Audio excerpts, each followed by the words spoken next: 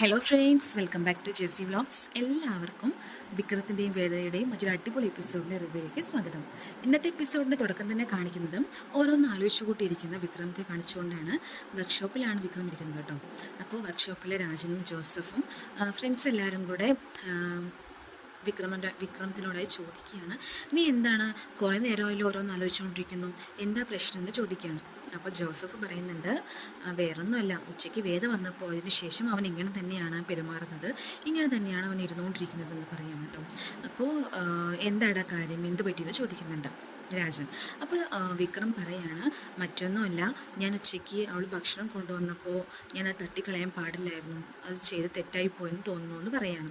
അപ്പോൾ ഇപ്പം ആലോചിച്ചത് എന്താ കാര്യം, അത് അപ്പം ചിന്തിക്കണമായിരുന്നു എന്ന് പറഞ്ഞിട്ട് രാജ പറയുന്നുണ്ട്. അപ്പോൾ ജോസഫ് പറയാണ്, ഇവൻ എന്താ ചെയ്യുക, ഒരുത്തി വന്നിട്ട് എപ്പം നോക്കിയാലും എന്നെ കിട്ട് എന്ന് പറഞ്ഞ് ബാക്കിൽ നടക്കുക, മറ്റൊരുത്തി ആണെങ്കിലോ എന്നെയല്ലേ നീ കിട്ടിയതെന്ന് പറഞ്ഞിട്ട് ബാക്കിൽ നടക്കുക.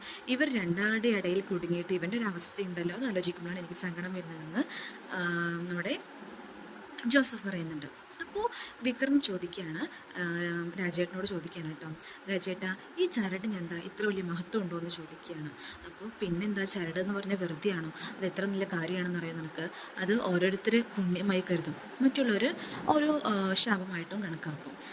നിൻ്റെ കാര്യത്തിലാണെങ്കിൽ അത് നമ്മുടെ വേദയ്ക്ക് ഒരു ശാപവും നിനക്കൊരു അനുഗ്രഹമാണെന്ന് ഞാൻ പറയുള്ളൂ എന്ന് പറയാം കേട്ടോ. പാപം, ചില സമയത്തൊക്കെ എനിക്ക് വേദയെക്കുറിച്ച് ആലോചിക്കുമ്പോൾ സങ്കടം വരും. അവളുടെ അച്ഛനെയും അമ്മനെയും കുടുംബക്കാരെയും എല്ലാം വിട്ടിട്ട് ഇത്ര വലിയ സൗകര്യങ്ങളെല്ലാം ഉപേക്ഷിച്ചിട്ട് ഞാൻ ഒരു ചരട് കിട്ടിയെന്ന പേരിൽ എൻ്റെ കൂടെ വന്ന് താമസിക്കുന്ന കാര്യം ആലോചിക്കുമ്പോൾ എനിക്ക് അവളോട് സഹതാപം തോന്നുന്നുണ്ട് എന്ന് പറയാണ് കേട്ടോ. അപ്പോൾ ജോസഫ് പറയാണ്, എന്താണ് വേദയെന്നോ, വേദ എന്നൊക്കെ നീ വിളിക്കാൻ തുടങ്ങിയോ എന്ന് ചോദിക്കണം. വേദയല്ലടാ, അവളെനിക്ക് എന്നും വേതാളം തന്നെയെന്ന് പറയണം കേട്ടോ. എന്താണ് ഭയങ്കരമായിട്ട് അവളെക്കുറിച്ചാണല്ലോ ചിന്തിച്ചുകൊണ്ടിരിക്കുന്നത്, എന്താണ് അവളോട് വലിയ ഫീലിങ്സ് വന്ന് തുടങ്ങിയോ എന്ന് ചോദിക്കുകയാണ്. ഫീലിങ്സോ, എനിക്ക് ഫീലിങ്സോ ഒന്നുമില്ല അവളോടും, എൻ്റെ ബാക്കിൽ നടക്കുന്നതിന് എനിക്ക് അവളോട് സഹതാപമേ ഉള്ളൂ എന്ന് പറയാം കേട്ടോ. എന്തായാലും എനിക്ക് അറിയാമെന്ന് പറഞ്ഞിട്ട് എല്ലാ കൂട്ടുകാരും കൂടെ ചേർന്ന് അവനെ കളിയാക്കുമ്പോൾ അവരെ അടിക്കാനായിട്ട് ബാക്കിൽ പോകുന്നതായിട്ടാണ് കാണിക്കുന്നത് കേട്ടോ. പിന്നീട് കാണിക്കുന്നത് നമ്മുടെ ശങ്കരനാരായണും അതുപോലെ തന്നെ വേദയുടെ അമ്മയും കൂടെ കുംഭാഭിഷേകമൊക്കെ കഴിഞ്ഞിട്ട് വീട്ടിലേക്ക് തിരിച്ചെത്തുകയാണ്. അപ്പോൾ മോള് ദീപ്തി ഇത് കണ്ടിട്ട് അച്ഛനമ്മ വരുന്നുണ്ട്, അമ്മേന്ന് അച്ഛൻ വിളിച്ചിട്ട് ഓടി പോകുന്നുണ്ട്, മുത്തശ്ശി അവർ വന്നോട്ടോ എന്ന് പറയുന്നുണ്ട് കേട്ടോ. അപ്പോൾ വീട്ടിൻ്റെ അകത്ത് നിന്ന് ശ്രീകാന്തും എല്ലാവരും ഇറങ്ങി വരുന്നുണ്ട്. അവരെല്ലാവരും പരസ്പരം അങ്ങോട്ടും ഇങ്ങോട്ടും ആലിംഗനമൊക്കെ ചെയ്തിട്ട് വീട്ടിലേക്ക് അവരെ കൂട്ടിക്കൊണ്ട് വരികയാണ് കേട്ടോ. അപ്പോൾ ദീപ്തി പറയുന്നുണ്ട്, നിങ്ങളെ ഞാൻ വല്ലാതെ മിസ് ചെയ്തെന്ന് പറയുന്നുണ്ട് കേട്ടോ. ശേഷം ശങ്കരനാരായണൻ ഉള്ളിൽ വന്നിട്ട് അമ്മയെല്ലാം ഹഗ് ചെയ്തിട്ട് ഉള്ളിൽ വന്നിട്ട് പറയാണ്, അമ്മേ അവിടുത്തെ കുംഭാഭിഷേകം വളരെ വലിയ ആഘോഷമാണ് അമ്മേ, അത് കാണാൻ തന്നെ എന്ത് ഭംഗിയായിരുന്നു, പക്ഷേ എന്താ ഒരു തിരക്കാന്നറിയോ എന്ന് പറഞ്ഞിട്ട് നമ്മുടെ വേദന അമ്മ പറയുന്നുണ്ട്. അപ്പോൾ മുത്തശ്ശി പറയാണ്, 144 വർഷങ്ങൾ കൂടുമ്പോൾ നടക്കുന്നൊരു ആഘോഷമാണത്, പിന്നെ തിരക്കില്ലാതിരിക്കുമോ എന്ന് പറയുന്നുണ്ട് കേട്ടോ. പക്ഷേ ശങ്കരനാരായണൻ പറയണം, അമ്മേ അവിടുത്തെ കാഴ്ചകൾ കാണാൻ ഈ 2 കണ്ണൊന്നും പോരാ, അത്ര മനോഹരമാണ് അവിടുത്തെ പൂജകളും കാഴ്ചകളും എല്ലാം എന്ന് പറയുന്നുണ്ട് കേട്ടോ. അപ്പോൾ ഇതൊക്കെ കേട്ട് വളരെയധികം സന്തോഷിക്കുകയാണ് മുത്തശ്ശി. പക്ഷേ വേദന അമ്മ പറയാണ്, അയ്യോ എനിക്ക് അവിടുന്ന് വേഗം ഓടി വരാനാണ് തോന്നിയത്, എന്താ അവിടെ ഓരോ മരണത്തിൻ്റെ ചടങ്ങുകളാണ്, എത്ര പേരാ മരിക്കുന്നത്, എത്ര പേരുടെ സംസ്കാരവും നടന്നുകൊണ്ടിരിക്കുന്നതും, അതൊക്കെ കാണുമ്പോൾ പേടിയാവുകയാണ്, എത്ര പെട്ടെന്ന് മനുഷ്യന്മാരുടെ അവസ്ഥ ഇങ്ങനെ ആകുന്നത് നമുക്കറിയാൻ പറ്റില്ലല്ലോ എന്ന് പറഞ്ഞിട്ട് വേദന അമ്മ പറയുന്നുണ്ട് കേട്ടോ.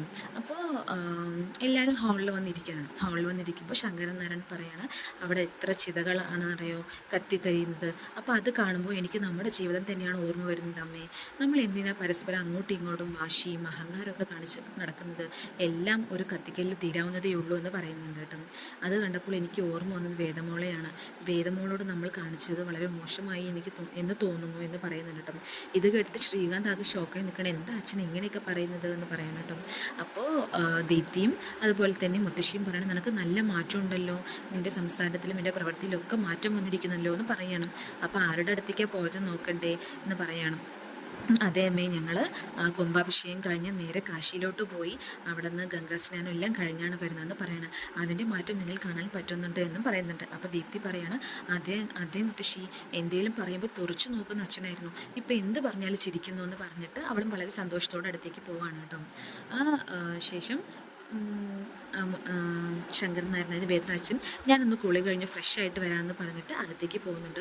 അപ്പോൾ ശ്രീകാന്തിന് ആകെ ഡൗട്ടായി. ഇനി എങ്ങാനും വേദയും വിക്രത്തെയും അദ്ദേഹം വീട്ടിലേക്ക് കൊണ്ടുവരുമെന്ന് പേടിയായതുകൊണ്ട് ഈ അവരെ എങ്ങാനും വീട്ടിൽ വിളിച്ച് വരുത്തോ, ഇവിടെ കയറ്റി താമസിപ്പിക്കാനാണോ നിങ്ങളുടെ ഉദ്ദേശം എന്ന് ശ്രീകാന്ത് ചോദിക്കുന്നുണ്ട്. അപ്പോൾ വേദന അമ്മ പറയാണ്, ഇല്ലടാ അങ്ങനെയൊന്നും സംഭവിക്കില്ല, ഞാനും ഇതേ ചോദ്യം അച്ഛനോട് ചോദിച്ചാണ്. അപ്പോൾ അച്ഛൻ്റെ മറുപടിയും, ഞാൻ ചെയ്തത് തെറ്റായെന്നേ പറഞ്ഞുള്ളൂ, മാത്രമല്ല അവൻ നല്ലവനായി ജീവിച്ചാൽ അവന് കൊള്ളാം എന്നാണ് അദ്ദേഹം പറഞ്ഞത്.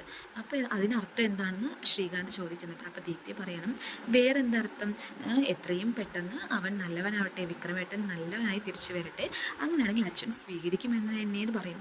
അപ്പോൾ മുത്തശ്ശി പറയും, അത് തന്നെയാടാ എന്ന് പറയും കേട്ടോ. അയ്യോ എന്ന് പറഞ്ഞിട്ട് ആകെ വീണ്ടും ആലോചിച്ചുകൊണ്ടിരിക്കുകയാണ് ശ്രീകാന്തം. എല്ലാം നല്ലതുപോലെ തന്നെ നടക്കട്ടെ, അവൻ്റെ മനസ്സ് എത്രയും പെട്ടെന്ന് മാറട്ടെ എന്നൊക്കെ പറയുകയാണ് കേട്ടോ മുത്തശ്ശി. അപ്പോൾ മുത്തശ്ശി പറയുന്നുണ്ട്, വേദന അമ്മയോടായിട്ട് പറയുകയാണ്, നമുക്ക് നാളെ അവളെ പോയിട്ടൊന്ന് കണ്ടാലോ എന്ന് ചോദിക്കുകയാണ്.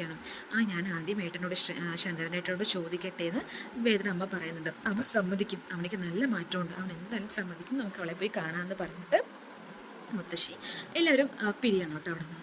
പിന്നീട് കാണിക്കുന്നത് രാധയാണ് കേട്ടോ. രാധ ഇങ്ങനെ ഓട്ടോയിൽ ബാക്കിൽ ഓട്ടോ ഓട്ടോ ഓട്ടോ കൂട്ടിക്കൊണ്ടുവരുന്ന ഒരാളുണ്ട് കേട്ടോ ബാക്കിൽ പുറകിൽ.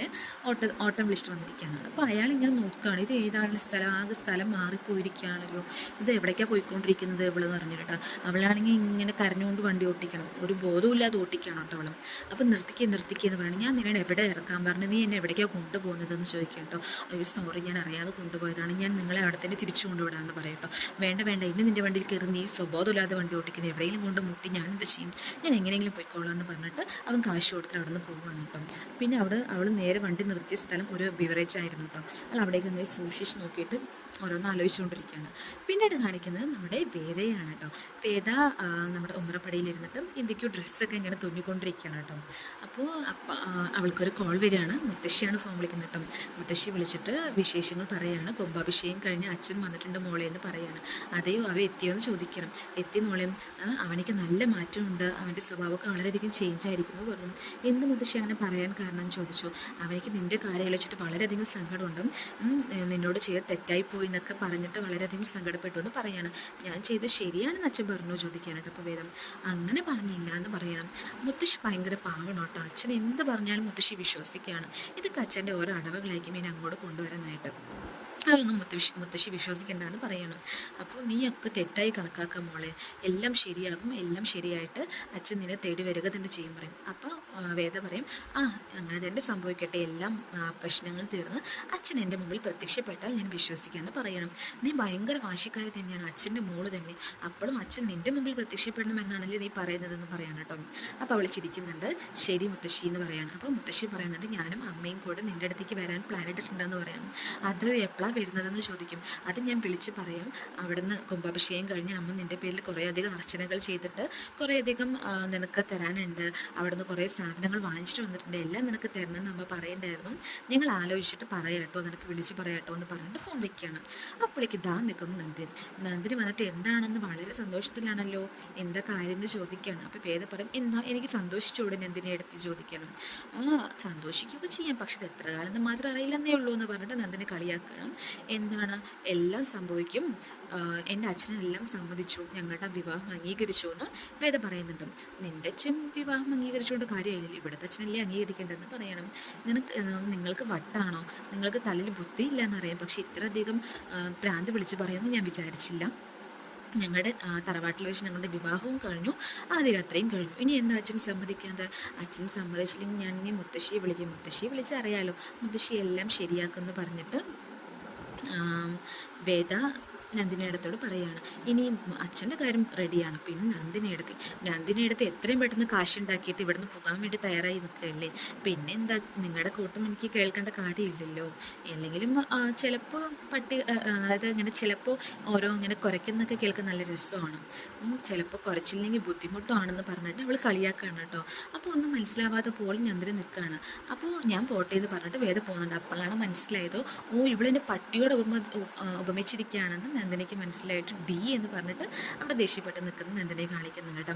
വീണ്ടും കാണിക്കുന്നത് ഓട്ടോ ഓട്ടോയിൽ ഉള്ളിൽ വളരെ അവശനിലയിൽ, അതായത് മദ്യപിച്ച് കിടക്കുന്ന രാധയെ കാണിച്ചുകൊണ്ടാണ് രാധയെ അന്വേഷിച്ച് അവളുടെ സുഹൃത്ത് വന്നിരിക്കുകയാണ് കേട്ടോ. അവിടേക്കും അവളെ ഒന്ന് നോക്കുമ്പോൾ ഇവളും ഇങ്ങനെ ബോട്ടിലും പിടിച്ച് കുടിച്ചുകൊണ്ടിരിക്കുകയാണ്.